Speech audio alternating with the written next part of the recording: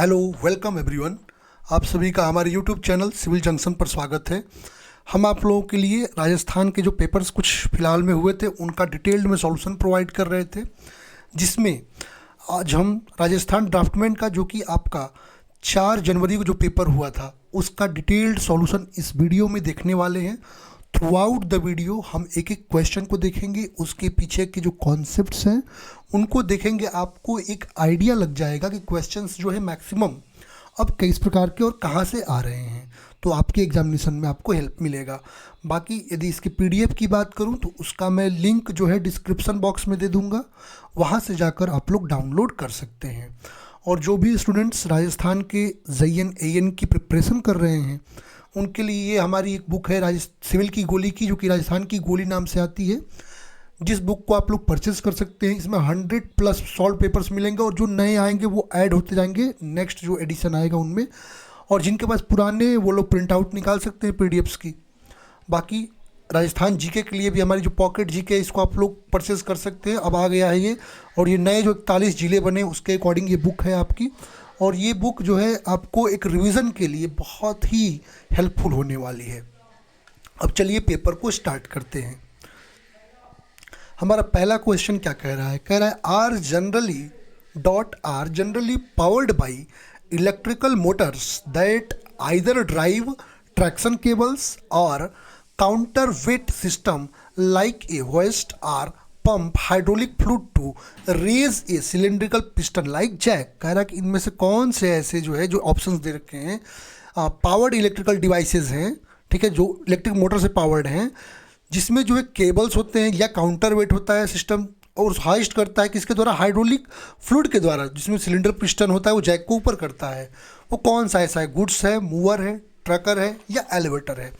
अब एलिवेटर की बात करते हैं तो एलिवेटर जनरली आपका जो है इलेक्ट्रिक मोटर्स द्वारा पावर्ड होता है, ठीक है। इसको पावर किससे मिलता है? इलेक्ट्रिक मोटर से मिलता है। ये या तो आपका ट्रैक्शन केबल के द्वारा ड्राइव होगा, ठीक है, या आपका उसमें हाइड्रोलिक फ्लूइड जो पंप वहाँ पे जो हॉइस्ट लगी होती है उसमें हाइड्रोलिक फ्लूइड जो है वो रेज करता है, उसके कारण पिस्टन जो है ऊपर की ओर जैक को उठाता है।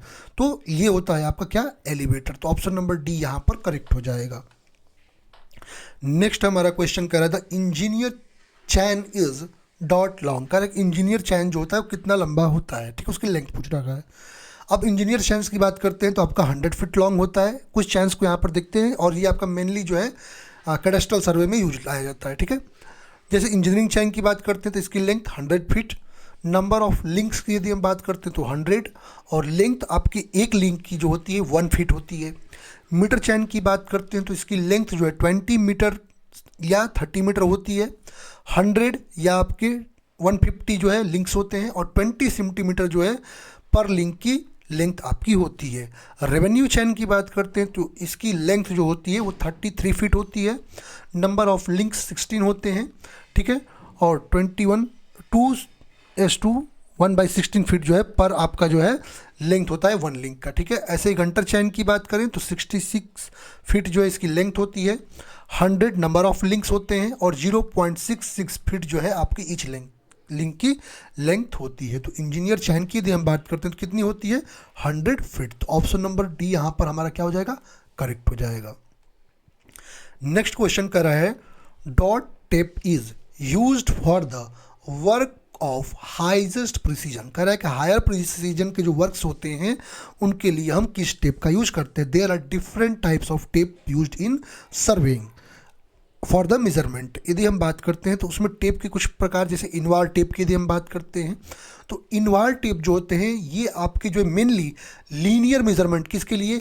लीनियर मेजरमेंट के लिए यूज किए जाते हैं, और किसके लिए? Very high degree of precision के लिए, ठीक है। जैसे आपको यदि बेस लाइन का मेजरमेंट करना है आपके सर्वेइंग में, तो आप बेस लाइन के मेजरमेंट में आपको हाई डिग्री ऑफ प्रिसीजन चाहिए, तो वहाँ पर जो है जब लीनियर मेजरमेंट करेंगे तो इनवार टेप का यूज करेंगे। और इनवार टेप जो होता है आपका उसमें 36% निकल होता है, 64% स्टील होता है, इसका ये एलॉय होता है, ठीक है, जिसके पास लोवेस्ट थर्मल एक्सपेंशन होता है, ठीक है, सभी मेटल से। और यदि हम बात करते हैं तो यहाँ पर रूम टेम्परेचर लगभग 230 डिग्री सेल्सियस नहीं है, ये आपका 23 डिग्री सेल्सियस है, ठीक है। अब एक चीज़ समझिए यहाँ पर, अगला यदि हम चलिए एक एक करके पहले बात, ये क्वेश्चन में इंपॉर्टेंट है, ये आपको पूछता है, ठीक है, आप लोग देख सकते हैं। स्टील टेप की यदि हम बात करते हैं तो स्टील टेप्स जो होते हैं वेरी हाई क्वालिटी के और ये भी एक्यूरेसी आपको मेंटेन करते हैं, ठीक है। बट यहाँ पर एक प्रॉब्लम क्या होती है कि स्टील टेप्स जो है, यहाँ पर मेटालिक टेप जो है ये आपके क्लॉथ और मेटालिक टेप के बने होते हैं, इससे सुपीरियर होते हैं स्टील टेप्स, बट कोरोजन वगैरह की प्रॉब्लम यहाँ पर देखने को मिलती है। मेटालिक टेप की यदि हम बात करते हैं तो मेटालिक टेप जो है पर्टिकुलरली आपके क्रॉस सेक्शंस के लिए या आपका कोई टोपोग्राफी है उसको मेजर करने के लिए यूज लाया जाता है, बट यहाँ पर स्मॉल एरर्स जो आपको देखने को मिलती हैं, ठीक है। क्लॉथ टेप की यदि हम बात करते हैं तो ये एक्यूरेट मेजरमेंट के लिए इसको भी यूज करते हैं, बट रेयरली यूज करते हैं क्योंकि यहाँ पर जो है मॉइस्चर या डैम्पनेस के कारण इफेक्ट होता है, श्रिंक हो सकता है, ठीक है। तो यदि हम क्वेश्चन की बात करते हैं तो आपका हाईएस्ट प्रिसीजन के लिए जो टेप यूज करते हैं वो हमारा इनवार टेप होता है, ठीक है। ऑप्शन नंबर सी करेक्ट हो जाएगा। नेक्स्ट क्वेश्चन कह रहा है which is the reference point of non elevation, कह रहा है नॉन एलिवेशन के यहाँ से कौन सा पॉइंट रेफरेंस पॉइंट होता है। अब यदि हम बेंचमार्क की बात करते हैं, ठीक है, तो ये क्या होता है, एक प्रकार का रिलेटिवली फिक्स्ड पॉइंट होता है जिसको हम, ठीक है, किसी नॉन एलिवेशन के लिए आपका फिक्स्ड पॉइंट होता है जिसको हम बेंचमार्क कहते हैं। अब बेंचमार्क भी आपके कई प्रकार के होते हैं, जैसे आपका जीटीएस बेंचमार्क, जिसको अब ये क्वेश्चन आपको किसी एग्जाम में जरूर पूछा है, ठीक है। जीटीएस बेंचमार्क का क्या होता है, ग्रेट ट्रिग्नोमेट्रिकल सर्वे, ठीक है। जीटीएस बेंचमार्क की यदि हम बात करते हैं तो ये आपका एक परमानेंटली फिक्स्ड रेफरेंस सर्वे स्टेशन होता है, ठीक है, जो कि नॉन एलिवेशन के लिए होता है किसी स्टैंडर्ड डाटम से, ठीक है। ये आपका जो सर्वे ऑफ इंडिया है, ठीक है, उसके द्वारा जो सर्वे ऑफ इंडिया डिपार्टमेंट है उसके द्वारा ये आपका डिसाइड किया जाता है, इस्टेब्लिश किया जाता है। परमानेंट बेंचमार्क की बात करते हैं तो ये आपका जो है किसी आपके जो एलिवेशन है वहाँ पर कोई चेंज किए बिना जो है इसको मेंटेन रखा जाता है, ठीक है, परमानेंट बेंचमार्क को, ठीक है। यहाँ पर रेफरेंस ग्रुप में कोई डाटम लेते हैं, ठीक है। और यदि हम टेम्प्रोरी बेंचमार्क की बात करते हैं तो ये टेम्प्रोरी बेंचमार्क जो है एक आपका फिक्स्ड पॉइंट होता है, ठीक है, जो कि आपका जो है कोई कंस्ट्रक्शन में वहाँ पर यदि हम एलिवेशन को कंट्रोल करना है उसके लिए यहाँ पर यूज करते हैं, ये टेम्प्रोरली बना होता है, ठीक है। ऐसे आर्बिट्ररी बेंचमार्क जो है इसका यूज हम जो है आपका जो है 100 मीटर्स के लिए जनरली यूज करते हैं और आर्बिट्ररी इसको हम बनाते हैं, ठीक है। ये हो गया आर्बिट्ररी बेंचमार्क, तो यहाँ पर सही ऑप्शन क्या हो जाएगा, बेंचमार्क। चलते हैं नेक्स्ट क्वेश्चन पे।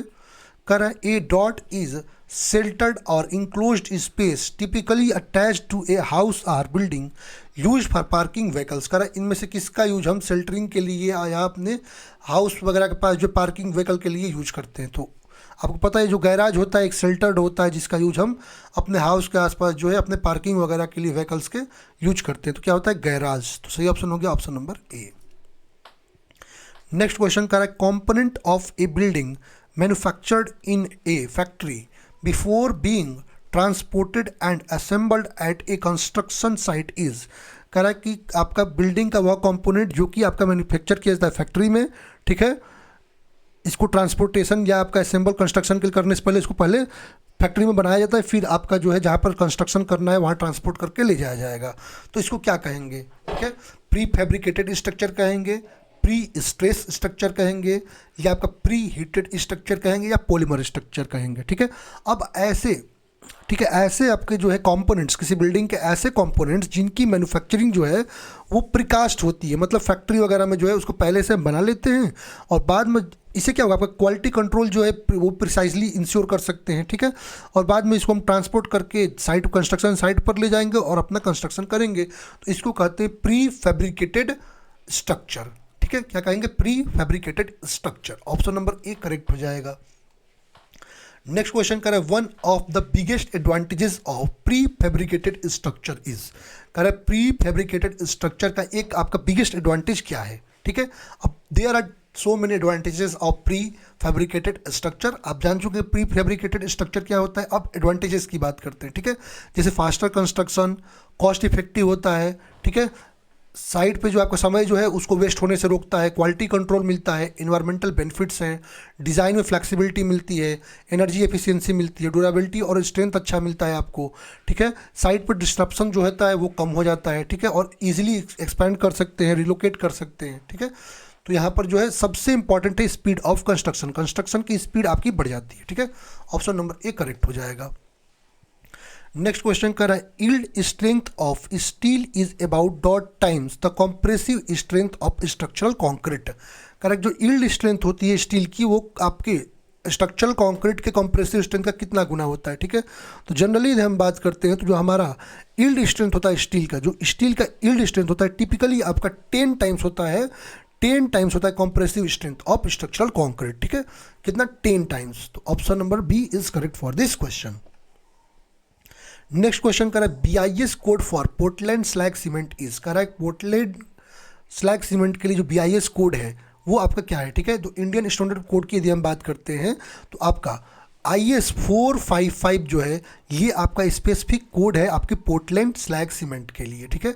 बाकी IS 456 की यदि हम बात करते हैं तो प्लेन एंड रेनफोर्स्ड कंक्रीट के लिए, IS 269 की यदि हम बात करते हैं तो ये आपको OPC 33 ग्रेड का स्पेसिफिकेशन देता है, और IS 1489 आपका पोर्टलैंड पोजलाना सीमेंट के लिए, ठीक है। तो यहाँ पर जो पोर्टलैंड स्लैग सीमेंट की यदि हम बात करते हैं तो IS 455, option number D correct हो जाएगा।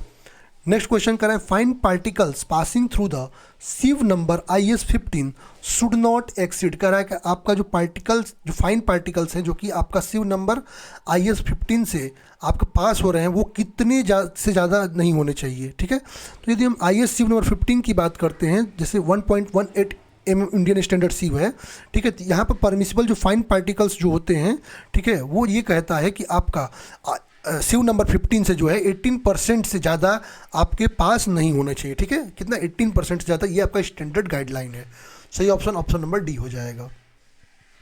नेक्स्ट क्वेश्चन का dot means usable floor area excluding staircase lift and walls, करा इनमें से कौन सा आपका यूजेबल फ्लोर एरिया है जिसमें से हम स्टेयरकेस लिफ्ट और वॉल्स को हटा दें, ठीक है। सराउंडिंग एरिया, कोर्टयार्ड एरिया, ठीक है, कारपेट एरिया या सर्कुलेशन एरिया। यदि हम कारपेट एरिया की बात करते हैं तो क्या है, ये एक प्रकार का यूजेबल एरिया होता है, ठीक है। इसमें हम जो है circulation area, veranda, corridor, passage, staircase, lift, entrance hall, इन सबको हम नहीं रखते हैं, ठीक है। सही ऑप्शन क्या हो जाएगा आपका? Carpet area. तो option number C is correct for this question. करा floor space index is the ratio of, करा जो फ्लोर स्पेस इंडेक्स होता है वो किसका रेशियो होता है। यदि हम फ्लोर स्पेस इंडेक्स की बात करते हैं तो आपका फ्लोर स्पेस इंडेक्स जो होता है ये आपका रेशियो होता है किसका? तो आपका area of the covered floor, जिसको हम बिल्टअप एरिया कहते हैं, to the area of the plot of the building stands, ठीक है। तो जहाँ पर आपका बिल्डिंग है वहाँ पर जो है आपका जो कवर्ड फ्लोर एरिया है वो कितना है, और उसका जो रेशियो किससे, आपका प्लॉट कितनी है उससे, ये आपको बताता है किसको? बिल्टअप फ्लोर स्पेस इंडेक्स को, ठीक है। Floor space index equal to आपका built up area upon plot area. Option number A यहाँ पर करेक्ट हो जाएगा। नेक्स्ट क्वेश्चन करा reflection percentage will be highest in colour used when used on walls and other surfaces, कह रहा है कि यदि वॉल या अदर सर्फेसेस पे हम कौन सा कलर यूज करेंगे जिसका रिफ्लेक्शन परसेंटेज हाइजेस्ट होगा इनमें, ग्रीन, वाइट, रेड, ब्लैक। अब वाइट की यदि हम बात करते हैं तो वाइट के पास हाइजेस्ट रिफ्लेक्शन परसेंटेज होता है, ठीक है। ये आपका मोस्ट ऑफ द लाइट जो उस पर पड़ती है उसको रिफ्लेक्ट कर देता है, ठीक है। जबकि डार्कर कलर जैसे ब्लैक वगैरह यूज करेंगे तो वो क्या करेगा, वो अब्जॉर्ब करेगा लाइट को, ठीक है, और लेस रिफ्लेक्ट करेगा। तो यहाँ सही ऑप्शन क्या हो जाएगा? Option number B. Next question कह रहा है means dot means fixing the direction of building in such a way that it derive maximum benefit from the sun, air and nature. कह रहा है इनमें से कौन सा जो है आपका जो है फिक्सिंग होता है डायरेक्शन का बिल्डिंग का, जैसे आपका जो मैक्सिमम बेनिफिट जो है सन का, एयर का और नेचर का मिल सके, ठीक है। इकोनॉमी, ओरिएंटेशन, एस्पेक्ट या आपका इलेंजेस। यदि हम ओरिएंटेशन की बात करते हैं तो ओरिएंटेशन का मतलब क्या होता है, हम अपनी बिल्डिंग को ओरिएंटेशन के माध्यम से इस प्रकार रखते हैं जिससे हम सन, एयर वगैरह जो नेचर है इन सब का जो है अपना मैक्सिमम बेनिफिट्स जो है वो डिराइव कर सकें। तो सही ऑप्शन होगा orientation. Option number B is correct. Next question का the function of solvent is to make the paint, कह रहा है पेंट बनाने में सॉल्वेंट का फंक्शन क्या होता है, पेंट को थिक करने का, डार्क करने का, वेट करने का या थीन करने का, ठीक है। अब हम पेंट के कुछ कॉन्स्टिट्यूएंट्स देखते हैं, ठीक है। पहला होता है आपका पिगमेंट। यदि हम पिगमेंट की बात करते हैं तो ये आपके पेंट का एक एसेंशियल कॉन्स्टिट्यूएंट होता है। ये आपके पेंट में क्या करता है, कलर और ओपेसिटी प्रोवाइड करता है, ठीक है। और ये आपको एडिशनल आपको जो है स्ट्रेंथ और एस्थेटिक प्रॉपर्टी जो आपके पेंट को प्रोवाइड करता है। जैसे एग्जांपल यदि हम बात करते हैं तो white lead, red lead, zinc oxide, iron oxide हो जाएंगे, ठीक है। यदि हम व्हीकल्स या ड्राइंग ऑयल की बात करते हैं तो ये क्या करते हैं, ये ऐसे लिक्विड होते हैं, ठीक है, जो कि आपके पिगमेंट को बाइंड करके रखते हैं आपके सरफेस पे, जिससे आपका जो है पिगमेंट जो होता है वो प्रोटेक्ट रहता है, ठीक है। जैसे आपके लिंसीड ऑयल हो गया, टंग ऑयल हो गया, पॉपी ऑयल हो गया, नट ऑयल हो गया, ये सब क्या है आपके, ये सब आपके जो है व्हीकल या ड्रायर हैं। नेक्स्ट होता है आपका एक्सटेंडर या फीलर। यदि हम एक्सटेंडर या फीलर की बात करते हैं तो इसका फंक्शन क्या होता है, ये एक्चुअली आपके पेंट में जो है उसकी प्रॉपर्टीज़ को इंप्रूव करता है, एक प्रकार के फीलर के रूप में वर्क करता है, ठीक है, जिससे कॉस्ट आपका रिड्यूस हो जाता है, ठीक है। इसका मेन पर्पस जो होता है ना, पिगमेंट वॉल्यूम कंसंट्रेशन को इंक्रीज करना होता है, ठीक है। नेक्स्ट हम थिनर या सॉल्वेंट की बात करते हैं तो ये आपका एक वोलेटाइल सॉल्वेंट होता है, ठीक है, जो पेंट को क्या करता है, उसकी कंसिस्टेंसी को एडजस्ट करता है, ठीक है। ये पेंट की कंसिस्टेंसी को एडजस्ट करके उसको थिन बनाता है। और सॉल्वेंट जो होता है पेंट को थिन बनाते हैं, जिससे आपका जब आप वॉल पे स्प्रेड करेंगे तो उसकी स्प्रेड का पावर जो है वो इंक्रीज हो जाएगा, इजिली आप स्प्रेड कर पाएंगे। Example turpentine, white spirit, नैप्था, benzene, petroleum, ठीक है।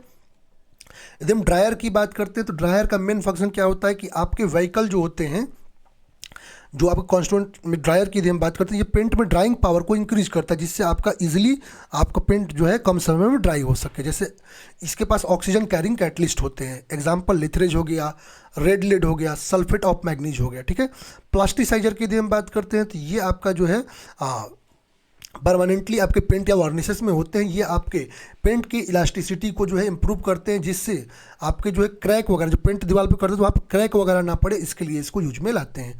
और एंटी आपका स्किनिंग एजेंट्स जो हैं, ये आपके केमिकल्स होते हैं जो कि आपका इस जेलिंग वगैरह जो है उससे प्रिवेंट करने के लिए आपके एज ए प्लास्टिसाइजर यूज किए जाते हैं, ठीक है। तो यदि हम क्वेश्चन पे आते हैं तो कह रहा है कि किसका फंक्शन जो होता है solvent to make the paint, solvent का फंक्शन क्या होता है, सॉल्वेंट का फंक्शन यदि हम बात करते हैं तो पेंट को थिन बनाने में होता है, तो option number D is correct.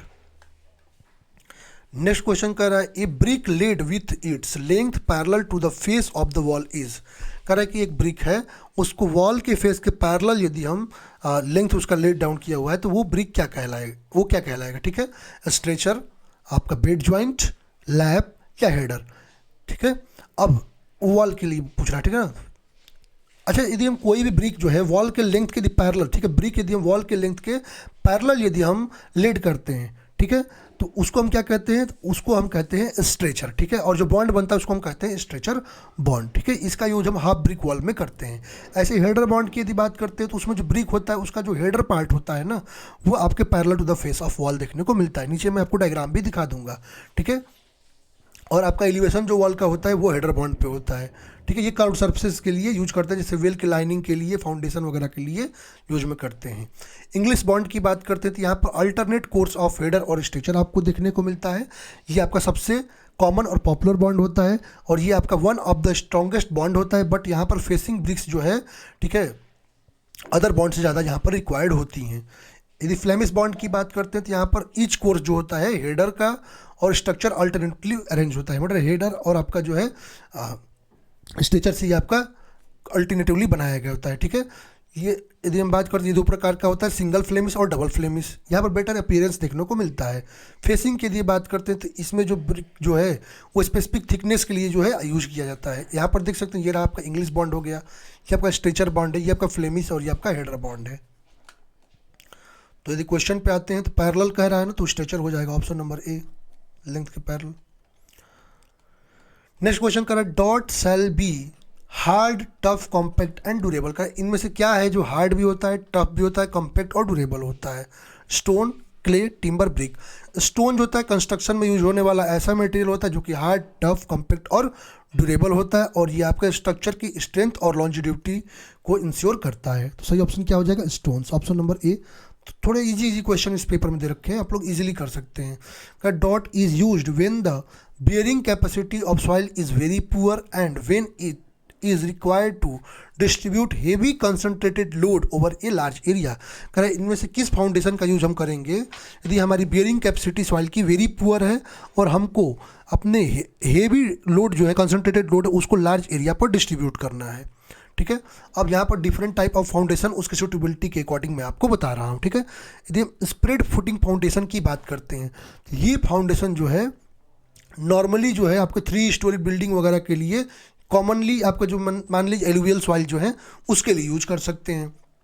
Stepped foundation की यदि हम बात करते हैं तो ये आपके ऐसे फाउंडेशन है जो कि हिली प्लेसेस वगैरह जहाँ पर जो है आपका जो ग्राउंड स्लोप जो है वो आपका सही नहीं है तो वहाँ पर आप लोग प्रोवाइड कर सकते हैं। ठीक है, स्लोपी आपका ग्राउंड है तो वहाँ प्रोवाइड कर सकते हैं।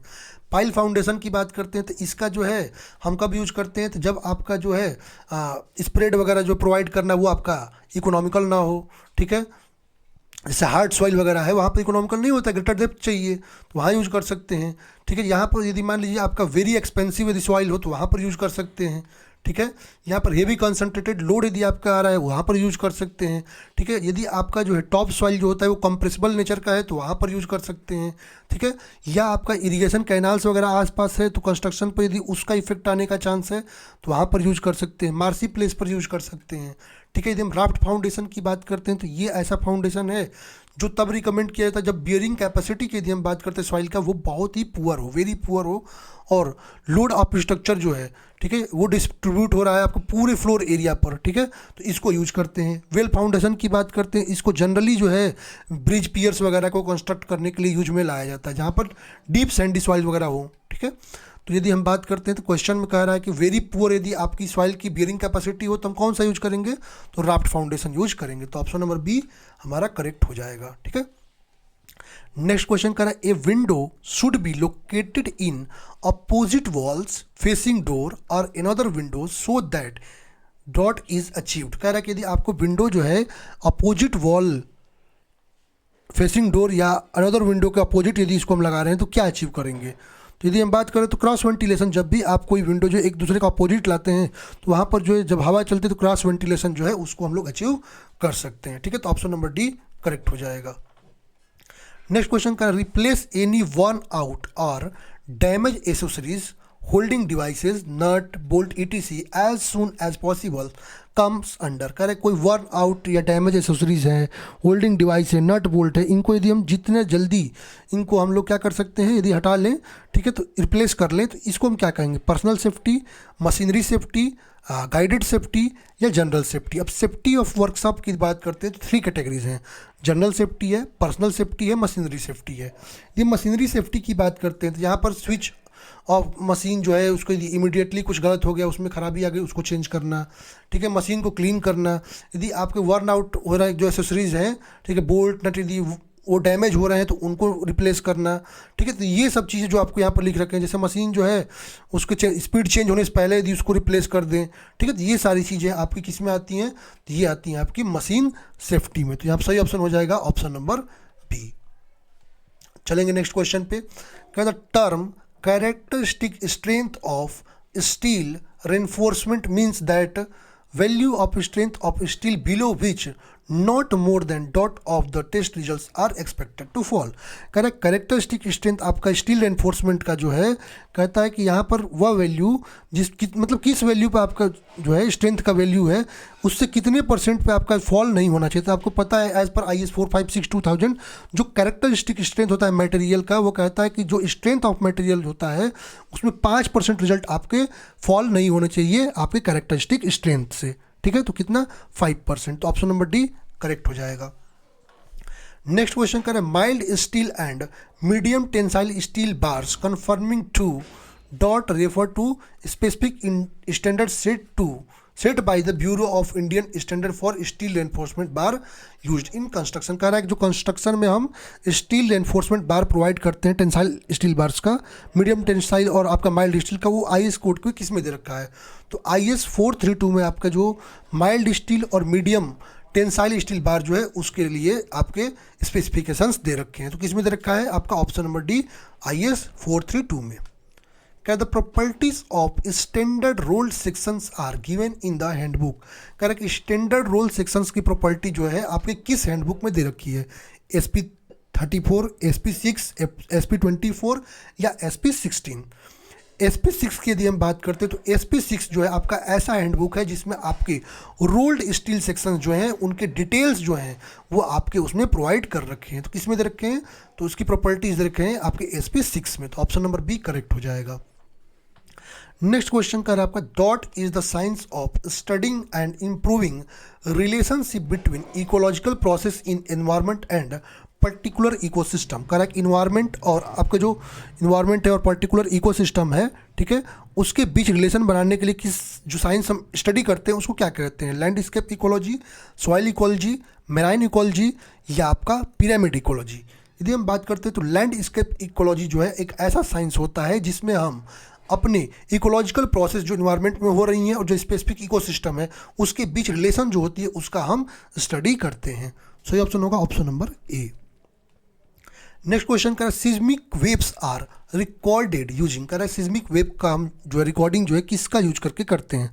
Seismometer, seismo recorder, seismo transmitter या सिस्मोग्राफ। तो सिस्मोग्राफ जो होता है एक ऐसा इंस्ट्रूमेंट होता है जिसके द्वारा हम क्या करते हैं, जो अर्थक्वेक से वेव्स जो निकलती हैं उनका हम मेजरमेंट करते हैं। ठीक है, किससे करते हैं? तो ये करते हैं सिस्मोग्राफ। तो option number D is correct. ठीक है, नेक्स्ट क्वेश्चन क्या कह रहा है? कह रहा है आपका dot is the most widely used method against earthquake damage. Correct, earthquake damage के अगेंस्ट जो किस मेथड का यूज सबसे ज़्यादा किया जाता है? Frequency isolation, damper isolation, ductile isolation या बेस आइसोलेशन। यदि हम सिस्मिक आइसोलेशन की बात करते हैं, सिस्मिक आइसोलेशन एक ऐसा टेक्निक है जिसका हम यूज अपने जो बिल्डिंग स्ट्रक्चर्स हैं, ठीक है, उसमें जो अर्थक्वेक के कारण जो शॉक जो आ रहे हैं उसको मिनिमाइज करने के लिए यूज करते हैं। ठीक है, जो सिस्मिक लोकेशन जो होते हैं, जो सिस्मिक आइसोलेशन है ये क्या करता है? सिस्मिक डिमांड को हम अपने लेटरल फ्लेक्सिबिलिटी को ऐसे इंक्रीज करके रखते हैं स्ट्रक्चर की कि सिस्मिक डिमांड को रिड्यूस कर सके। ठीक है, ये आपका दो प्रकार से आपका इसमें डिवाइस यूज करते हैं, बेस आइसोलेशन डिवाइस और seismic damper. Base isolation device की यदि हम बात करते हैं तो ये आपका जो है ये आपका एक ऐसा डिवाइस है जिसको हम बिल्डिंग से क्या करते हैं? डिटैच करते हैं, ठीक है, ग्राउंड से। और ये इस प्रकार काम करता है जब अर्थक्वेक में मोशन होती है तो ये इसको क्या करता है? बिल्डिंग में ट्रांसमिट नहीं होने देता है। ठीक है, और उसको बहुत ज़्यादा रिड्यूस कर देता है। ठीक है, और इसका यूज हम मोस्टली जो अपने बिल्डिंग को अर्थक्वेक डैमेज से प्रिवेंट करने के लिए करते हैं। सिस्मिक डैम्पर की यदि हम बात करते हैं तो ये भी आपके एक स्पेशल डिवाइसेज होते हैं जो बिल्डिंग में एनर्जी जो आ रही है, ग्राउंड मोशन में जो एनर्जी आ रही है, ठीक है, आपके व्हीकल वगैरह के कारण जो है उनको जो है आपका एब्जॉर्ब करने का काम कौन करता है? सिस्मिक डैम्पर करता है। ठीक है, तो यहाँ पर यदि हम बात करते हैं, क्वेश्चन कर रहा है कि आपका अर्थक्वेक डैमेज के लिए तो हम यूज करते हैं बेस आइसोलेशन। तो ऑप्शन नंबर सी करेक्ट हो जाएगा।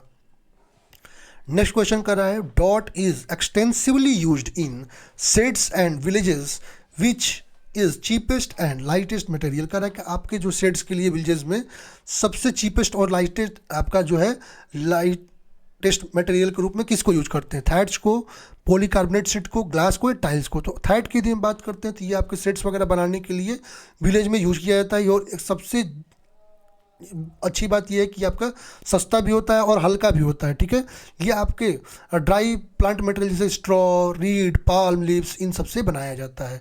सही ऑप्शन ऑप्शन नंबर ए, फूस जिसको हिंदी में कहते हैं जनरली।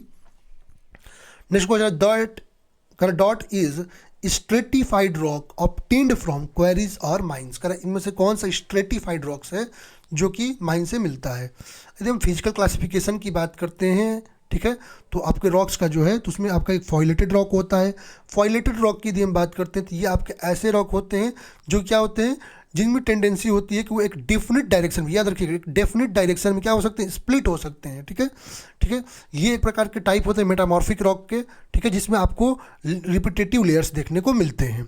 स्ट्रेटिफाइड रॉक्स की बात करते हैं तो ये आपके ऐसे रॉक होते हैं जो कि आपके जो प्लेन ऑफ स्ट्रेटिफिकेशन होता है वो देखने को मिलता है उसमें। ठीक है, उसके प्लेन पर जो है स्ट्रेटिफिकेशन या क्लीवेज देखने को मिलता है।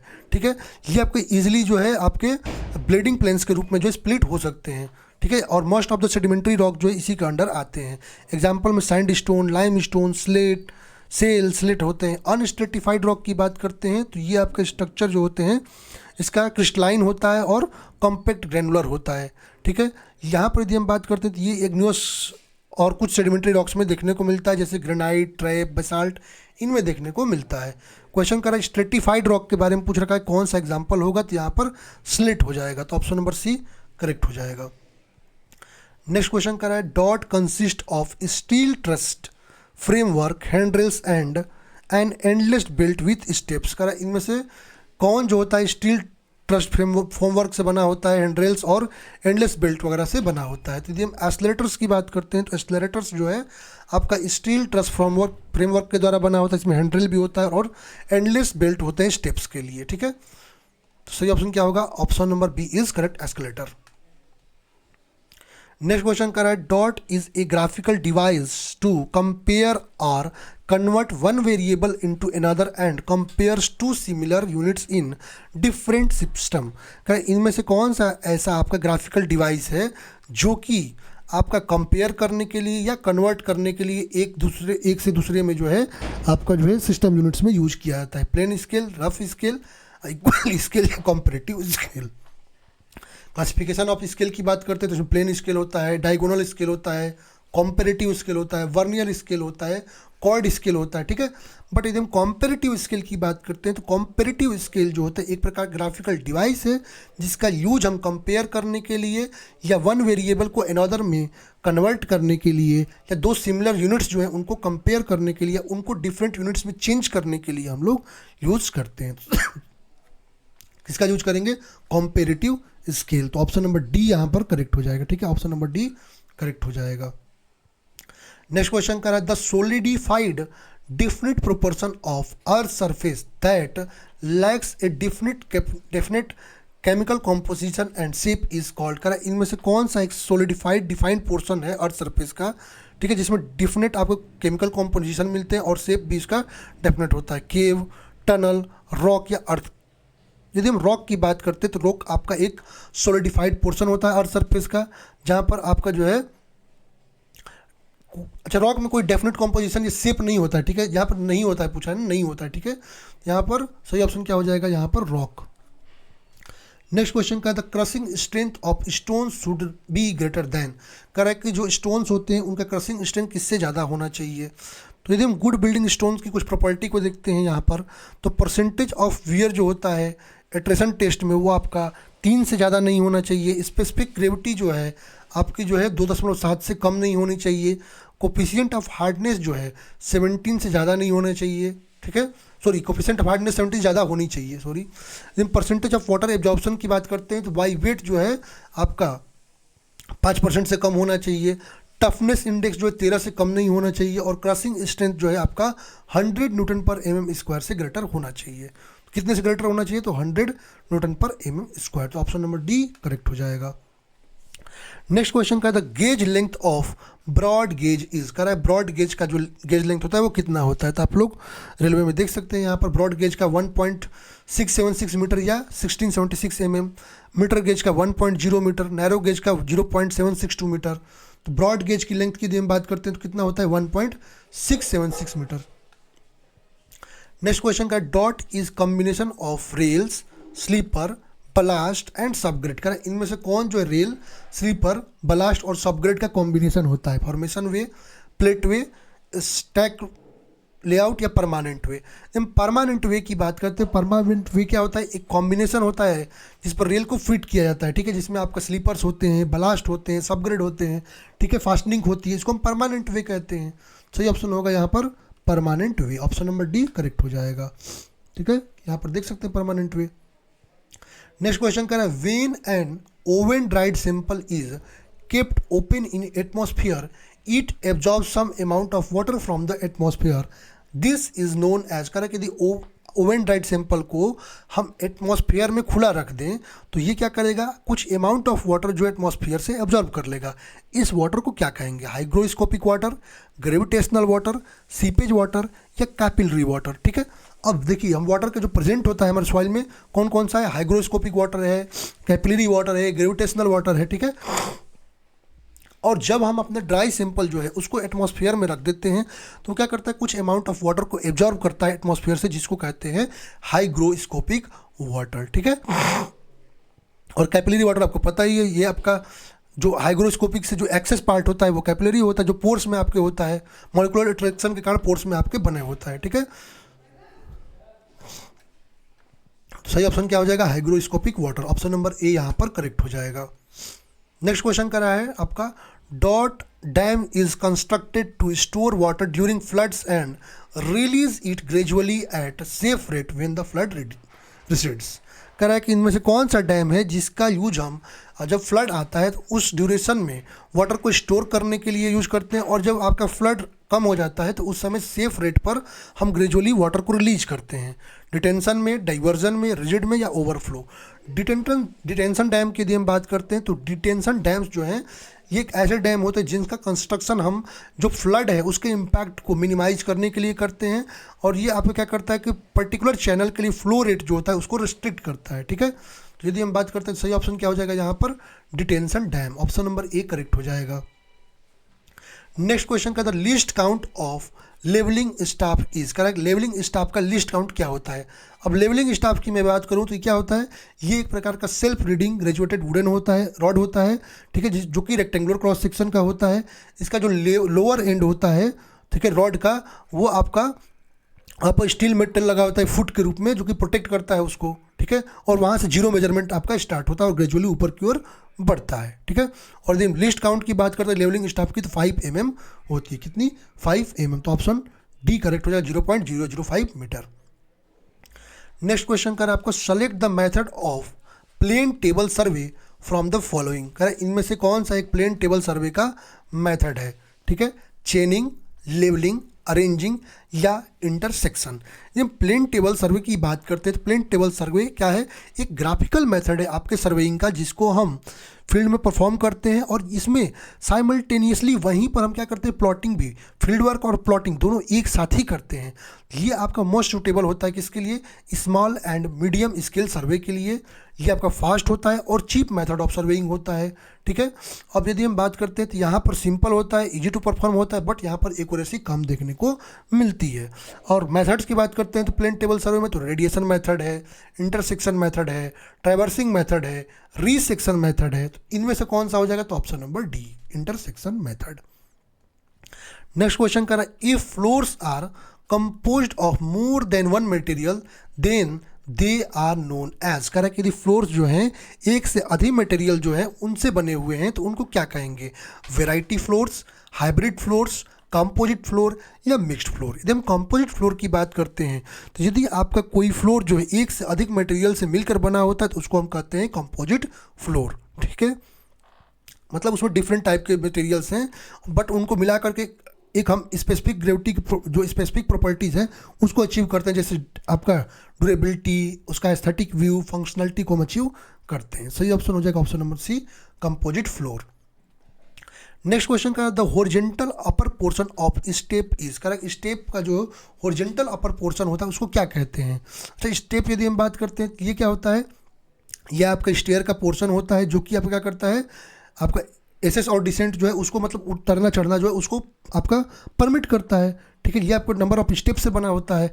ट्रेड की बात करते हो, ट्रेड क्या होता है, आपका अपर हॉरिजॉन्टल पोर्शन होता है, ठीक है, स्टेप का, ठीक है, जो कि आपका जो है असेंडिंग और डिसेंडिंग हो सकता है, ठीक है। तो यहाँ पर हॉरिजॉन्टल अपर पोर्शन जो होगा स्टेप का उसको हम कहते हैं क्या है, उसको कहते हैं ट्रेड, ठीक है। राइजर आपको पता है जो वर्टिकल पोर्शन स्टेप का होता है जो कि ट्रेप को सपोर्ट प्रोवाइड करता है उसको राइजर कहते हैं।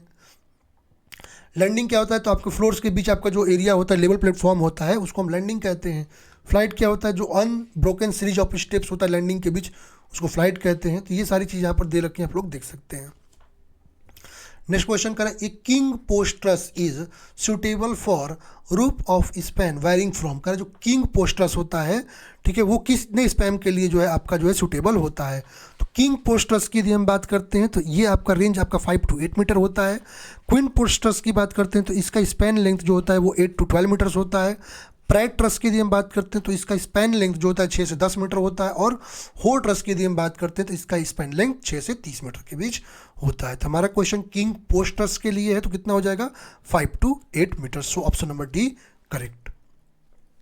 नेक्स्ट क्वेश्चन करा, in an estimate a certain amount in the form of contingencies of dot of estimate cost is provided to allow for the expenses for miscellaneous petty items which do not fall under any sub added of item works। करा कि आपके estimate करते समय हम contingencies के लिए कितना percent provide करते हैं एस्टिमेट का, जो कि आपके मिसलिनियस जो पेटी आपके जो आइटम्स होते हैं उनके एक्सपेंसेस के लिए अलाउ करता है, जिनको हम जो है आइटम वर्क्स में जो है सब में जो है ऐड नहीं कर सकते हैं, ठीक है। तो यदि हम बात करते हैं कंटीजेंसीज की, यदि हम बात करते हैं तो कंटीजेंसीज क्या है, ये ऐसी अमाउंट होती हैं जो कि अनएक्सपेक्टेड कॉस्ट जो आपका जो है प्रोजेक्ट के कंस्ट्रक्शन के ड्यूरेशन में आ जाए तो उसके लिए हम लोग इसको रखते हैं, ठीक है।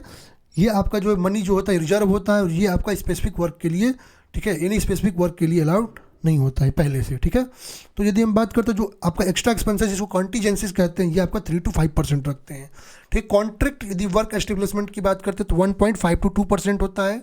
टूल एंड मशीनरी आपका 1 to 1.5% होता है। कॉन्ट्रैक्टर प्रॉफिट 10% होता है और डिपार्टमेंटल प्रॉफिट आपका 10 to 15% होता है। तो यहाँ पर सही ऑप्शन कंटीजेंसीज की यदि हम बात करते हैं तो क्या हो जाएगा 3 to 5%, तो ऑप्शन बी करेक्ट हो जाएगा। नेक्स्ट क्वेश्चन करें sand filling is measured in, करें सैंड फिलिंग जो होती है उसको किस में मेजर करते हैं, आपको पता है जो सैंड फिलिंग होती है उसको हम क्यूबिक मीटर में मेजर करते हैं। सही ऑप्शन होगा option number A. Next question कह रहा है dot is the first sight taken on a levelling staff held over a point of known elevation, किसी पॉइंट या नॉन एलिवेशन के ऊपर कह रहा है कि आपका जो फर्स्ट हम अपना साइट लेते हैं उसको हम क्या कहते हैं। तो यदि हम बात करते हैं बैक साइड की बात करते हैं, जो फर्स्ट स्टाफ रीडिंग लेते हैं अपने मतलब सर्वेयर के द्वारा जो लेवलिंग इंस्ट्रूमेंट के द्वारा लेवल करके जो फर्स्ट आपका रीडिंग लिया जाता है उसको हम कहते हैं बैक साइड, ठीक है। यदि हम फोर साइड की बात करते हैं तो फोर साइड जो होता है आपके इंस्ट्रूमेंट के पोजीशन को चेंज करने से पहले जो रीडिंग लेते हैं, जो लास्ट स्टाफ रीडिंग होता है उसको हम कहते हैं फोर साइड, ठीक है। और इंटरमीडिएट साइड क्या होता है, तो जो भी बैक साइड और फोर साइड के बीच की रीडिंग लेते हैं उसको हम इंटरमीडिएट साइड कहते हैं। तो फर्स्ट रीडिंग जो हम लेते हैं वो हमारा क्या होता है, वो होता है बैक साइड। तो option number B is correct. Next question का the benchmark established by the survey of India department at an interval of 100 km all over the country with respect to mean sea level at Mumbai datum is known as, correct. Mumbai को datum मान के जो हमारा सर्वे department of India है उसके द्वारा जो आपका बेंचमार्क एस्टेब्लिश किया जाता है उसको क्या कहते हैं। ऊपर में बताया था इसको क्या कहेंगे, इसको हम कहेंगे जीटीएस बेंचमार्क, जो कि आपका सर्वे ऑफ इंडिया डिपार्टमेंट जो है उसके द्वारा एस्टेब्लिश किया जाता है। ऊपर क्वेश्चन में मैं एक्सप्लेन कर चुका हूँ, तो ऑप्शन नंबर सी करेक्ट हो जाएगा। नेक्स्ट क्वेश्चन करें height of ranging rod is, correct. Ranging rod की हाइट कितनी होती है। अब रेंजिंग रॉड की यदि हम बात करते हैं तो रेंजिंग रॉड क्या होता है, इसका यूज हम जो है दो स्टेशन के बीच में हम रेंजिंग करने के लिए करते हैं, ठीक है। इसमें फ्लैग पोल हो सकता है, इसमें कई बार फ्लैग पोल भी देखने को मिलता है, ठीक है। और ये यदि हम बात करते हैं जहाँ पर पेंटेड जो है 20 सेंटीमीटर वाइड जो है आपके रेड और वाइट बैंड्स या ब्लैक एंड वाइट बैंड्स आपको अल्टरनेट देखने को मिलते हैं। तो अकॉर्डिंग टू IS 2288 1963 आपका length 2 to 3 metre, dia 30 mm और ये आपका विजिबल अप टू 100 मीटर होना चाहिए। तो ये आपका रहा, ठीक है, रेंजिंग रॉड। कितना होता है आपका 3 मीटर कर सकते हैं यहाँ पर 2 to 3 मीटर, तो ऑप्शन नंबर डी करेक्ट हो जाएगा। नेक्स्ट क्वेश्चन का dot is the organic matter deposited at the bottom of the sedimentation tank during the treatment of sewage, correct. Sewage treatment के समय कौन सा ऑर्गेनिक मैटर जो होता है जो कि सेडिमेंटेशन टैंक के बॉटम पर डिपॉजिट हो जाता है, सीवरेज, सीवर, कोगुलेंट्स या स्लज।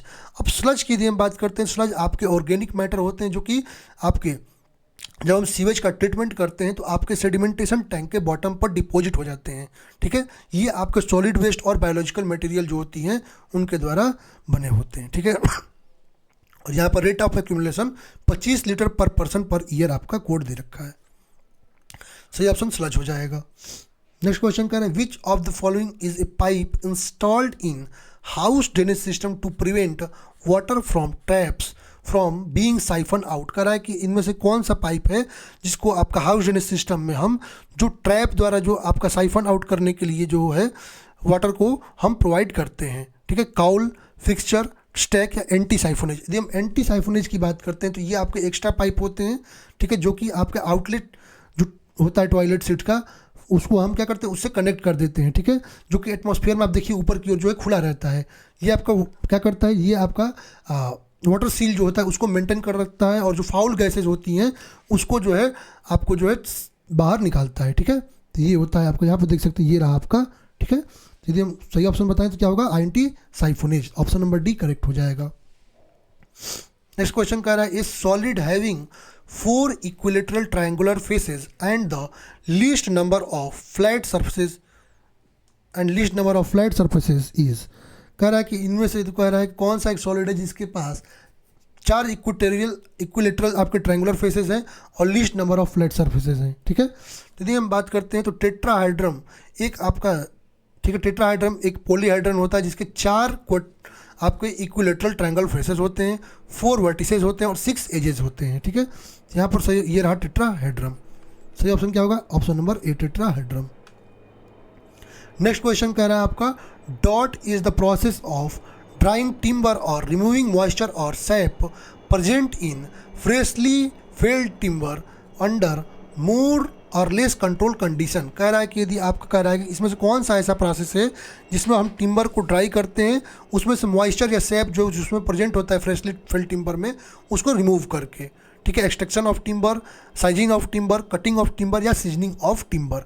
सीजनिंग ऑफ टिम्बर की यदि हम बात करते हैं, सीजनिंग एक ऐसा प्रोसेस होता है जिसके द्वारा हम अपने टिम्बर से क्या करते हैं, हम मॉइस्चर को रिड्यूस करते हैं, ठीक है, जिससे आपका जो है आपका जो टिम्बर है उसकी जो है स्ट्रेंथ, ड्यूरेबिलिटी, वर्केबिलिटी ये आपका इंक्रीज हो सके, और जो आपके इंसेक्ट्स वगैरह जो हैं उनसे जो है उसको जो है रेसिस्टेंस प्रोवाइड हो सके। वेट भी रिड्यूस होता है। सही ऑप्शन ऑप्शन नंबर डी हो जाएगा। नेक्स्ट क्वेश्चन कर an inclined support provided to an unsafe existing structure externally is called as. कह कि आपको जो है अनसेफ यदि कोई एग्जिस्टिंग स्ट्रक्चर है एक्सटर्नली, तो हम जो वहाँ पे इंक्लाइंड सपोर्ट प्रोवाइड करते हैं वो क्या होता है, फ्लाइंग शोर, डेड शोर, हॉरिजॉन्टल शोर या रैकिंग शोर, ठीक है। अब शोरिंग की बात करते हैं, शोरिंग एक टेम्पररी स्ट्रक्चर होता है जिसको हम जो है अपने जो अनसेफ स्ट्रक्चर जो है उसमें सपोर्ट प्रोवाइड करने के लिए यूज लाते हैं। रैकिंग शोर की बात करते हैं तो रैकिंग शोर को इंक्लाइंड शोरिंग भी कहा जाता है, ठीक है। ये आपका ऐसा शोर होता है जो कि आपका इंक्लाइंड जो है मेंबर के रूप में हम प्रोवाइड करते हैं, जो कि आपका अनसेफ स्ट्रक्चर को एक लैटरल सपोर्ट प्रोवाइड करता है, ठीक है। और रैकिंग शोर जो है मेनली आपका इंक्लाइंड मेंबर्स का, वॉल प्लेट का या निडल्स का बना होता है, ठीक है। तो यहाँ पर यदि हम बात करते हैं जो इंक्लाइंड प्रोवाइड करते हैं तो वो रैकिंग शोर प्रोवाइड करते हैं, तो ऑप्शन डी करेक्ट हो जाएगा। Next question correct DPC stands for. Correct DPC का फुल फॉर्म पूछ रहा है क्वेश्चन में, तो डीपीसी का फुल फॉर्म आपको पता है, डैम प्रूफ कोर्स। डीपीसी जो होता है ये क्या करता है, जो मॉइस्चर होती है उसको बिल्डिंग में एंटर करने से प्रिवेंट करता है, ठीक है। ये आपका डीपीसी का काम होता है, प्लिंथ लेवल पे इसको जनरली हम प्रोवाइड करते हैं। सही ऑप्शन होगा damp proof course. Next question करें one bag of cement weighs dot normally. करें कि एक बैग जो सीमेंट होता है उसका वेट नॉर्मली कितना होता है। यहाँ पर कुछ प्रॉपर्टीज देख लीजिए सीमेंट का। यदि mass of one bag cement करते हैं 50 kg, density of cement 1400 kilogram per metre cube, volume of one bag of cement आपका 35 लीटर आता है, number of bags in 1 metre cube आपका 28 बैग्स आता है, ठीक है। तो यदि एक बैग सीमेंट का वेट आपका 50 kgs होता है। नेक्स्ट क्वेश्चन का number of bricks required for cubic metre brick work. करें कि 1 क्यूबिक मीटर ब्रिक वर्क के लिए आपको जो कितने नंबर ऑफ ब्रिक्स की रिक्वायरमेंट होती है, तो 1 क्यूबिक मीटर के लिए आपको 500 नंबर ऑफ ब्रिक्स की रिक्वायरमेंट होगी, तो ऑप्शन नंबर बी यहाँ पर करेक्ट हो जाएगा, ठीक है। चलते हैं नेक्स्ट क्वेश्चन पे। करें what type of total station is most commonly use now days. करें इस समय सबसे ज़्यादा जो है किस प्रकार के टोटल स्टेशन का यूज करते हैं। तो एक्चुअली यदि हम मॉडर्न सर्वे की बात करते हैं, जो हमारा एडवांस सर्वे है उसमें अब ऑटोमेटिक टोटल स्टेशन है उसका वाइडली यूज किया जा रहा है, ठीक है। यहाँ पर जो है ऑटोमेटिक ये क्या करता है, ये आपका जो एफिशिएंसी है, एक्यूरेसी है सर्वे टास्क का, उसको सिग्निफिकेंटली इंप्रूव करता है, ठीक है।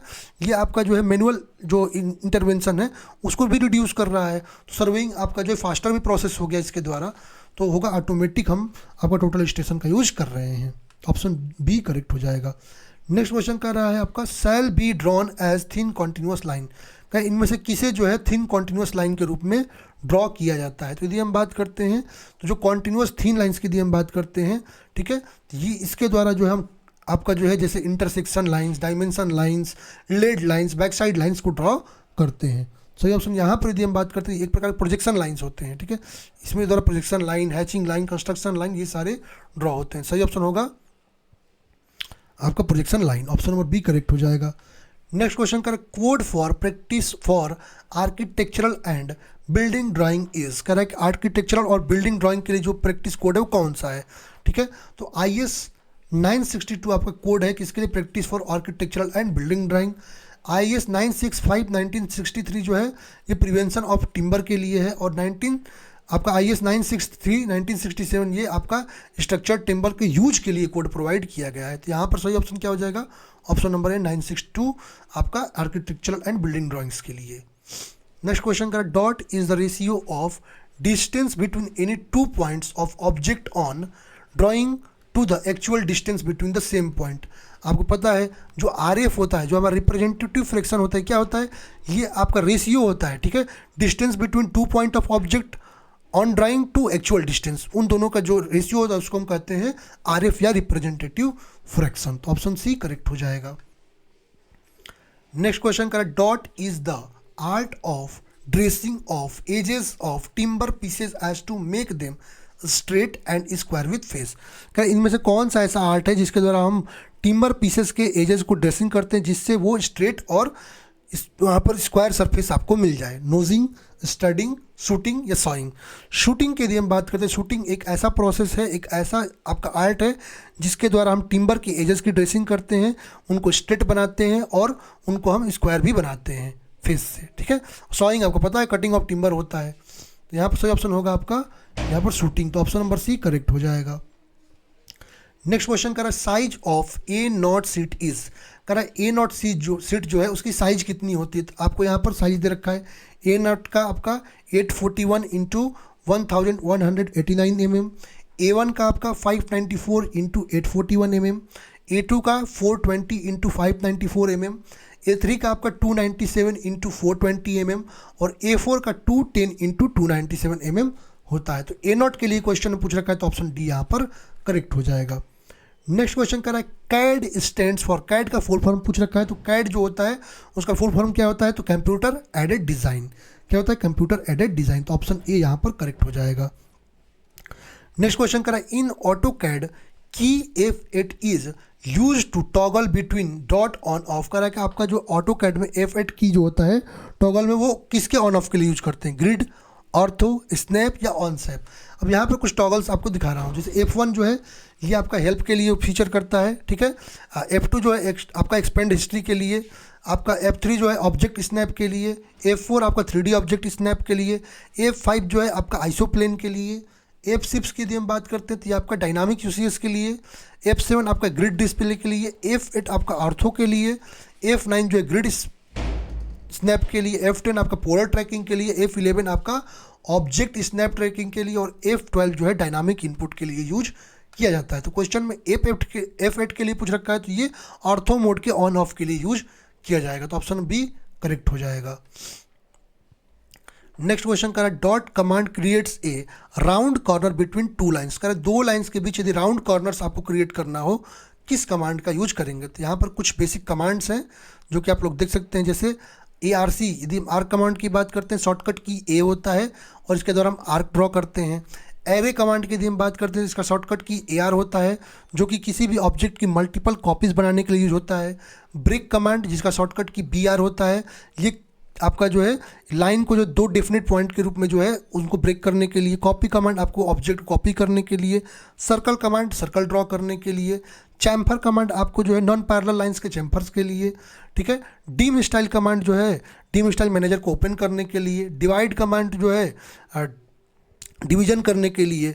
इरेज कमांड जो है किसी सेलेक्टेड ऑब्जेक्ट को इरेज करने के लिए। एक्सटेंड कमांड जो है लाइन को जो है एक्सटेंड करने के लिए, ठीक है। फिलेट कमांड जो है सॉफ्ट कॉर्नर्स के लिए, इंटरसेक्शन लाइंस के लिए यूज करते हैं। ये सारे कमांड दे रखे हैं। हमारा क्वेश्चन किसके लिए है आपका? तो आपका कह रहा है कमांड क्रिएट्स राउंड कॉर्नर। तो अभी बताया राउंड कॉर्नर के लिए हम फिलेट कमांड यूज करेंगे। सही ऑप्शन नंबर डी हो जाएगा। चलते हैं नेक्स्ट क्वेश्चन पे। कह रहा है a dot consist of vertical edges and faces that use polygonal representation. कह रहा है to define a 3D shape. का 3D शेप को बनाने के लिए जिसमें आपका वर्टिक्स, एजेस और फेसेस होती हैं पॉलीगोनल रिप्रेजेंटेशन के लिए, इसमें किसको यूज करते हैं? Mesh model, solid model, construction model या सरफेस मॉडल। मेश मॉडल जो होता है ये बना होता है किसका? वर्टिक्स का, एजेस का, फेसेस का, ठीक है, जिसका यूज हम पॉलीगन को रिप्रेजेंट करने के लिए यूज करते हैं, जिसमें आपका ट्राइंगल्स भी हो सकता है और इक्विलेटरल ट्राइंगल्स भी हो सकते हैं, जिससे एक डेफिनेट 3D शेप मिलता है। सही ऑप्शन होगा यहाँ पर mesh solid model. Option number 1 से नहीं, यहाँ पर सही ऑप्शन आपका मेश मॉडल होगा, ए हो जाएगा यहाँ पर मेश मॉडल, ठीक है। ए ऑप्शन आपका करेक्ट होगा। नेक्स्ट क्वेश्चन करा, generally the national highway should have two lanes of at least. करा है कि आपका जो है नेशनल हाईवे है वहाँ पर 2 लेन्स के लिए एटलीस्ट जो है कितनी आपकी लेंथ होती है, ठीक है। वो पूछ रखा है आपका 7 मीटर, 4 मीटर, 6 मीटर या 2 मीटर, ठीक है। तो जब विड्थ ऑफ कैरेज वे की बात करते हैं, ठीक है, तो यहाँ पर जो नेशनल हाईवे के लिए यदि हम बात करते हैं तो वो आपका 7 मीटर प्रोवाइड किया जाता है, ठीक है। कितना? 7 मीटर प्रोवाइड किया जाता है। यहाँ पर आप देख सकते हैं सिंगल लेन के लिए 3.75 मीटर, 2 लेन विदाउट कर्व के लिए 7 मीटर, 2 लेन विद कर्व के लिए 7.5 मीटर, इंटरमीडिएट कैरेज के लिए 5.5 मीटर और मल्टी लेन रोड के लिए 3.5 मीटर प्रोवाइड किया जाता है। तो यहाँ पर सही ऑप्शन हो जाएगा option number A. Next question कह रहा है heavy traffic load carries dot vehicle पर सेकेंड। कह रहा है कि हेवी लोड ट्रैफिक जो है कितने व्हीकल पर सेकेंड जो है वो कैरी करते हैं। तो यहाँ पर क्लासिफिकेशन है आपका रोड्स का ट्रैफिक के बेस पे। लाइट रोड्स की यदि हम बात करते हैं 70 व्हीकल्स पर आपका जो है डे वहाँ पर पास करता है, ठीक है। मीडियम रोड्स की यदि हम बात करते हैं 70 टू 50 व्हीकल्स जो पास करता है। हेवी रोड से आपका 251 टू 600 पास करता है और वेरी हेवी रोड से आपका 600 से ज़्यादा पर डे पास करता है व्हीकल। तो हमारा हेवी ट्रैफिक के लिए तो आपका 251 से 600, तो ऑप्शन नंबर डी करेक्ट हो जाएगा। नेक्स्ट क्वेश्चन कर रहा है आपका dot are the intermediate supports of A bridge super structure. कर रहा है ब्रिज सुपर स्ट्रक्चर को यहाँ पर कौन सपोर्ट प्रोवाइड करता है, ठीक है। तो यदि हम पियर्स की बात करते हैं, पियर क्या है, वर्टिकल लोड बेयरिंग मेंबर होते हैं जो कि इंटरमीडिएट सपोर्ट प्रोवाइड करते हैं दो आपके जो है इस ब्रिज जो है उसके स्पैन्स के बीच, ठीक है। तो यहाँ पर सही ऑप्शन क्या हो जाएगा आपका piers, option number A correct हो जाएगा। नेक्स्ट क्वेश्चन कर रहा है ईडीएम स्टैंड्स फॉर। कर रहा है ईडीएम किसका फुल फॉर्म पूछ रखा है। ईडीएम का फुल फॉर्म आपका क्या होता है, इलेक्ट्रॉनिक डिस्टेंस मेजरमेंट, ठीक है। ये ईडीएम की यदि हम बात करते हैं तो ये एक ऐसा मेथड होता है जिसके द्वारा हम दो पॉइंट्स के बीच में आपका जो डिस्टेंस जो इलेक्ट्रोमैग्नेटिक वेव्स के द्वारा हम डिटरमाइन कर सकते हैं। ये हाईली आपका जो है रिलायबल और कन्वीनियंट आपका होता है। तो यहाँ पर जो है आपका एक्यूरेसी भी हायर मिलता है, ठीक है। लगभग 1/10⁵ की एक्यूरेसी यहाँ पर मेंटेन होती है, ठीक है। तो यहाँ पर सही ऑप्शन होगा electronic distance measurement device, option number D correct हो जाएगा। नेक्स्ट क्वेश्चन कर रहा है brick which are dried with the help of sun heat is. कह रहा है सन हीट द्वारा ड्राइड जो ब्रिक होती है उसको क्या कहते हैं। तो सन ड्राइड या अनबर्न्ड क्ले ब्रिक्स जो होते हैं इनकी ड्राइंग जो है सन के द्वारा होती है। ये सन ड्राइड होते हैं, ये लेस ड्यूरेबल होते हैं और ये टेम्पररी या चीप स्ट्रक्चर को बनाने के लिए यूज में लाए जाते हैं, ठीक है। इसमें जो मैन्युफैक्चरिंग के तीन आपके स्टेप्स हैं, क्ले का moulding and drying, claying moulding and drying, बस ये तीन। बाकी इसको सनलाइट के आपके जो है उसमें रख देते हैं और वहीं पे वो सूखता है। सही option unburned brick. Next question कर रहा है test to assess the classification of calcium carbonate content of lime is. कह रहा है कि आपको कैल्शियम कार्बोनेट लाइम के क्लासिफिकेशन के लिए किस टेस्ट का यूज किया जाता है। तो यदि हम बात करें तो आपका कैल्शियम कार्बोनेट जो है यदि इसमें जो अमाउंट ऑफ लाइम स्टोन है यदि उसको हमको डिटरमाइन करना है उसके लिए हम एसिड टेस्ट परफॉर्म करते हैं, ठीक है। एसिड टेस्ट जो होता है ये हाइड्रोलिक एसिड जो है उसको डाइल्यूट करता है और यहाँ पर रिएक्शन मिलता है CaCO3 + 2HCl CaCl2 H2O + CO2, ठीक है। तो यहाँ पर किसका यूज करेंगे तो hydrochloric acid test, option number A correct हो जाएगा। नेक्स्ट क्वेश्चन कर रहा है material obtained by burning mixture of calcareous and argillaceous material with a small quantity of gypsum at a very high temperature and polarized into very fine powder known as। कितना easy question कर रहा है कि आपका जो है calcareous या argillaceous material जो है उसमें कुछ थोड़ी सी क्वांटिटी में जो है हम जिप्सम मिला करके आपका जो हाई टेम्परेचर पे बर्निंग करके और उसको फाइन पाउडर में पोलराइज करके जो हम मटेरियल बनाते हैं उसको क्या कहते हैं, तो वो आपका सीमेंट होता है, ठीक है। क्या होगा सीमेंट हो जाएगा, ऑप्शन नंबर सी करेक्ट हो जाएगा। जिसमें आपका जो है कैल्केरियस जो रॉक्स होता है 65% और आर्जिलेसियस 35% होता है।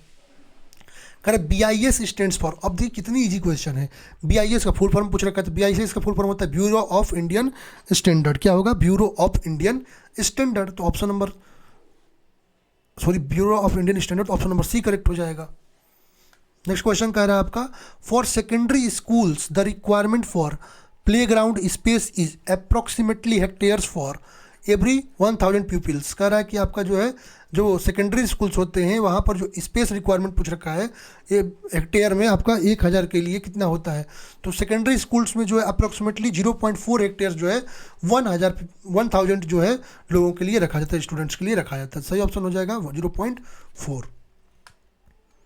नेक्स्ट क्वेश्चन कह रहा है आपका dot projection is a type of pictorial projection in which the 3 dimension of solid are shown in one view. कह रहा है कि आपका सॉलिड को जो है तीनों डायमेंशन को एक व्यू में देखने के लिए किस पिक्टोरियल प्रोजेक्शन का यूज करते हैं। यदि हम आर्थोग्राफिक प्रोजेक्शन की बात करते हैं तो ये प्रोजेक्शन जो होता है ये आपके जो परपेंडिकुलर लाइंस जो थे पैरेलल एक दूसरे के, उनको इसमें दिखाया जाता है। और ये आपका इसमें फर्स्ट एंगल भी हो सकता है, थर्ड एंगल प्रोजेक्शन भी हो सकता है। और यहाँ पर यदि हम बात करते हैं, ये आपका ऑर्थोग्राफिक व्यू जो होता है, ये आपका किसी भी ऑब्जेक्ट के 3 व्यूज जो है उनको रिप्रेजेंट करेगा। सही ऑप्शन हो जाएगा यहाँ पर orthographic projection, option number C correct हो जाएगा। नेक्स्ट क्वेश्चन का the global positioning system GPS is a satellite based navigation system made up of a network of dot satellites. कह रहा है जीपीएस जो बना होता है, ग्लोबल पोजिशनिंग सिस्टम जिसको कहते हैं, इसमें कह रहा है सैटेलाइट कितने होते हैं नेटवर्क के लिए। ग्लोबल पोजिशनिंग सिस्टम की यदि हम बात करते हैं तो इसमें जीपीएस सर्वे में टोटल 24 सैटेलाइट्स होते हैं, ठीक है, जिसमें 6 ऑर्बिट्स में होते हैं, ठीक है, 6 ऑर्बिट्स में होते हैं। 4 सैटेलाइट जो है जीपीएस में प्रिसाइजली किसी ऑब्जेक्ट को डिटरमाइन करने के लिए यूज किया जाता है। तो कितने होते हैं? तो 24 होते हैं। तो ऑप्शन नंबर ए करेक्ट हो जाएगा। नेक्स्ट क्वेश्चन करा विच of the following is A component of the GPS system. करा इसमें जीपीएस सिस्टम कौन सा कंपोनेंट है? Space segment, solid segment, speed segment या सेट सेगमेंट। अब जीपीएस सिस्टम के पास 3 सेगमेंट होते हैं, ठीक है। पहला सैटेलाइट कॉन्स्टलेशन या स्पेस सेगमेंट, ठीक है। दूसरा होता है ग्राउंड कंट्रोल या मॉनिटरिंग सेगमेंट, जिसको ऑपरेशनल कंट्रोल सेगमेंट भी कहते हैं। और तीसरा यूजर रिसीविंग इक्विपमेंट या यूजर सेगमेंट होता है। तो कौन सा इसमें से है? तो स्पेस सेगमेंट है। तो ऑप्शन ए करेक्ट हो जाएगा। नेक्स्ट क्वेश्चन करा dot is a standard for use in cartography, geodesy and navigation including GPS. करा इनमें से जो है कौन सा जिस वर्ड स्टैंड करेगा जिसमें हम कार्टोग्राफी, जियोडेसी और नेविगेशन को इंक्लूड करते हैं जीपीएस के लिए, ठीक है। तो जो हमारा वर्ल्ड जियोडेटिक सिस्टम होता है, इसमें जो है हम कार्टोग्राफी, जियोडेसी और सैटेलाइट नेविगेशन को भी हम अपना यूज कर सकते हैं, ठीक है। और ये आपका जो है 1984 में जो इस्टेब्लिश किया गया था और रिवाइज किया गया 2004 में। यहाँ पर एटलीस्ट 4 सैटेलाइट्स जो है उनकी रिक्वायरमेंट होती है। सही ऑप्शन ऑप्शन नंबर डी हो जाएगा। नेक्स्ट क्वेश्चन कह रहा है आपका dot is the chemical used in termite proofing. Termite proofing में किस केमिकल का यूज किया जाता है, ठीक है। तो अच्छा, टर्मिट प्रूफिंग जो है आपके बिल्डिंग्स में जो है किस लिए यूज करते हैं? ये केमिकल प्रोटेक्टर होता है जो टर्माइट वगैरह जो है, इंसेक्ट वगैरह से प्रिवेंट करता है आपके बिल्डिंग को। और इस जैसे एल्ड्रीन है, क्लोरोडेन है, डिल्ड्रीन है, हेप्टाक्लोर है, इन सब का यूज करते हैं। तो किसका यूज करेंगे? यहाँ पर एल्ड्रीन हो जाएगा, ऑप्शन ए। नेक्स्ट कह रहा है dot is the position and upkeep of various components of a house to keep the inmates cheerful and free from disease। कह रहा है कि अपने हाउस को डिजीज़ वगैरह से फ्री फुल करने के लिए किस प्रोविजन का यूज करेंगे? तो अपने हाउस को डिजीज़ वगैरह से फ्री रखना है तो हम क्या करेंगे? सैनिटेशन करेंगे। तो ऑप्शन ए करेक्ट हो जाएगा। नेक्स्ट क्वेश्चन कह रहा है आपका लास्ट क्वेश्चन है जो कि कह रहा है विच of the following is A rabi crop. कह रहा है इनमें से कौन सा एक रबी क्रॉप है? तो आपको पता है इंडिया में 3 आपके सीजन्स देखते हैं, रबी, खरीफ, जायद, ठीक है। रबी क्रॉप जो है आपके विंटर में सोन किए जाते हैं, अक्टूबर में और दिसंबर में हार्वेस्ट किए जाते हैं। सॉरी, अक्टूबर से दिसंबर में आपके जो है इसको रबी क्रॉप को हम सो करते हैं, उसकी बुआई करते हैं और हार्वेस्टिंग आपका अप्रैल टू जून कर लेते हैं। जैसे आपके रबी क्रॉप्स में व्हीट है, बेयरली है, आपका पीज़ है, ग्राम है, मस्टर्ड, ये सब आते हैं। खरीफ क्रॉप की यदि हम बात करते हैं तो इसको मानसून में जो है हम अपने ग्रोन करते हैं, ठीक है। हार्वेस्टिंग जो है आपका अक्टूबर में कर लेते हैं, सितंबर अक्टूबर में। जैसे आपके जो पैडी है, मेज है, ज्वार है, बाजरा है, इन सबको करते हैं। तो इस प्रकार से हमने अपना ये जो राजस्थान का ड्राफ्टमैन का पेपर था जो कि 4 जनवरी को हुआ था, उसका डिटेल्ड सॉल्यूशन इस वीडियो में देखे हैं। बाकी आप लोग जो है वीडियो के कमेंट बॉक्स में आपको जो भी प्रॉब्लम हो या जिस पेपर का डिटेल्ड सॉल्यूशन चाहिए आप लोग कमेंट बॉक्स में कमेंट कर सकते हैं। वीडियो को आप लोग ज़्यादा से ज़्यादा लाइक कीजिए, अपने दोस्तों के साथ शेयर कीजिएगा और जो लोग नए हैं वो चैनल को नए आए हैं वो चैनल को सब्सक्राइब जरूर करें। Thank you everyone.